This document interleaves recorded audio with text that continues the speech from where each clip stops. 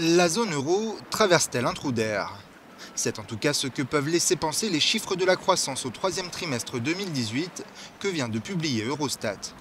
Après un début d'année encourageant et une hausse du PIB de 0,4% au cours des deux premiers semestres 2018, la croissance moyenne des 19 pays qui constituent la zone euro n'a été que de 0,2% de juillet à septembre. Plusieurs incertitudes viennent enrayer la dynamique enregistrée depuis l'an dernier. Un Brexit toujours pas réglé, un secteur automobile en panne en Allemagne et une Italie qui fait du surplace.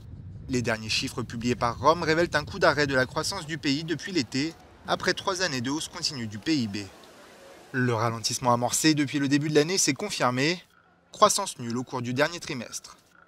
La troisième économie de la zone euro cale alors qu'elle était déjà structurellement moins dynamique que celle des autres pays membres.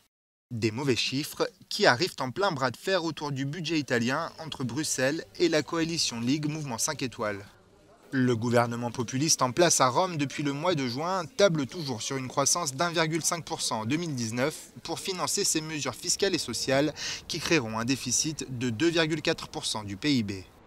Si elle se confirme, la stagnation de l'économie italienne pourrait remettre en cause ses prévisions.